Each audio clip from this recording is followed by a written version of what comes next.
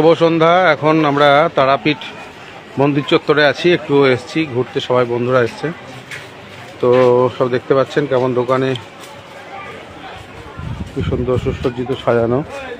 হ্যাঁ চলুন, এখানে মিষ্টির দোকান, বিভিন্ন রকম পেড়া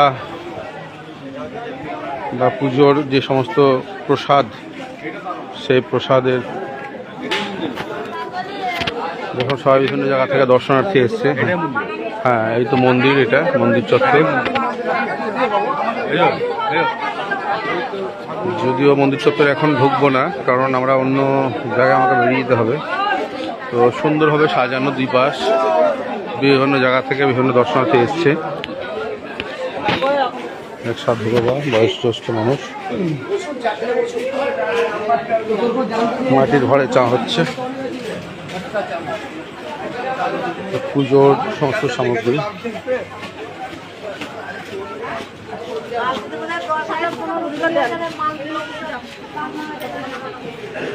আর এক সাধু বাবা আসছে।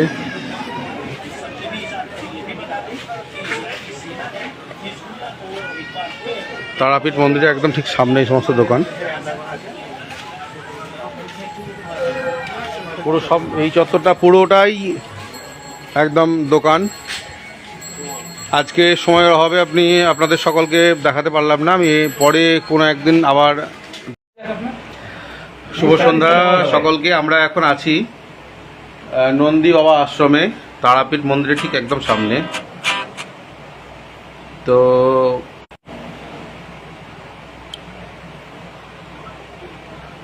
নন্দী বাবা আশ্রমে, তো এখানে আছেন আমাদের সঙ্গে নন্দী বাবা।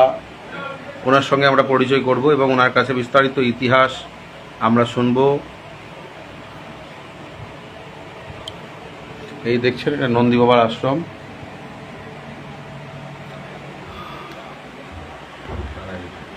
এটা বাবা বামদেবের এখানে মূর্তি।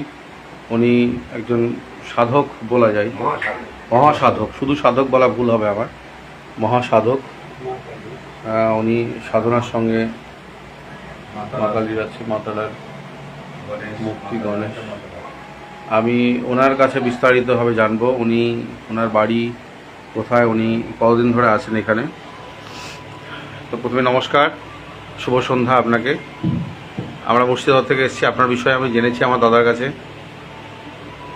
জেনে আমার আগ্রহ হলো যে আমি ওনার সঙ্গে দেখা করব।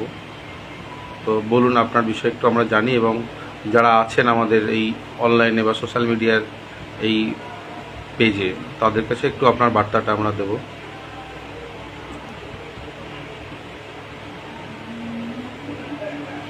আমি একজন মায়ের সাধক, বামদেবের সাধক।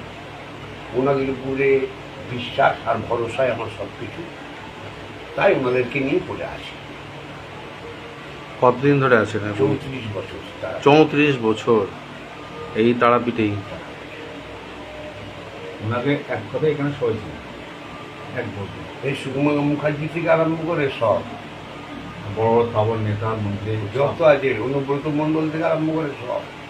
আচ্ছা, আপনি আপনার বিগত দিনের ইতিহাস, মানে আপনি 34 বছর আগে কি কোন জগতে ছিলেন, এখন কোন জগতে আছেন? তার আগে আমি তো বিদেশে চাকরি করতাম।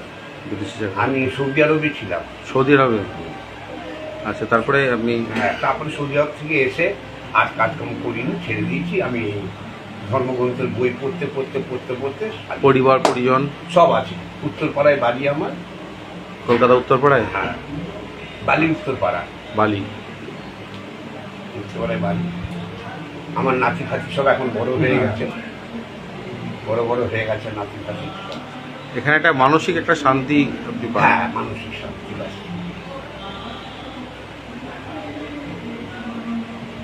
ভালো লাগে। ওনার সেবা আর করার ধর্ম। এ বেটি আমরা যেতেও দেয় না, খুব কম যান, যেতে পারি না, খুব ব্যস্ত মানুষ আমি। স্বাভাবিক, আপনার একদম মন্দিরের সামনে, আপনি হ্যাঁ, বিভিন্ন প্রান্তের মানুষ, এবং আপনার আমি জনপ্রিয়তাটা বিষয়ে শুনলাম বিভিন্ন জনের মুখ থেকে। আপনাকে এক কথায় বা এক ডাকে অনেকেই চেনে, সবাই চেনে। হ্যাঁ সবাই চেনে প্রায়। তো বিভিন্ন সময় মানুষজন পুজোর সময়কালে অমাবস্যার সময় তো ভিড় হয়, ব্যাপক পরিমাণে ভিড় হয়, সেই সময় একটা বিরাট চাপ আপনার উপরে চাপ থাকে। থাকে প্রচুর।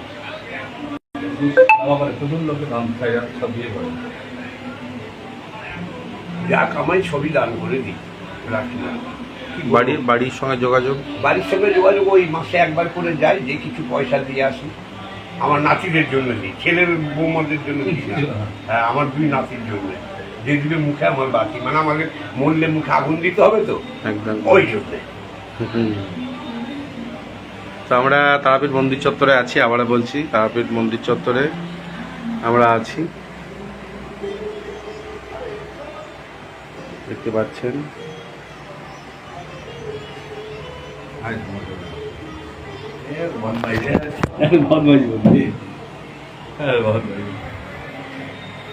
নন্দী বাবার আশ্রম, ওনার নাম্বার দেওয়া আছে, নাম্বারটা আমি আজকে নিয়ে নেব, কারণ আমাদের বিভিন্ন সময় আমাদেরকে আসতে হয়, এখানে বিভিন্ন কাজের এতে আমাদেরকে আসতে হয়, আসবে। পুজো দেওয়া থেকে শুরু করে বিয়ের অনুষ্ঠানে আসবে। আমাদেরকে এখানে আসতে হয়। তা আপনার সঙ্গে পরিচয় হয়ে ভালো লাগলো। তো সকল বন্ধুদের উদ্দেশ্যে বলি যে আমরা খুব একজন ভালো মনের মানুষের সঙ্গে আমাদের পরিচয় হলো আজকে।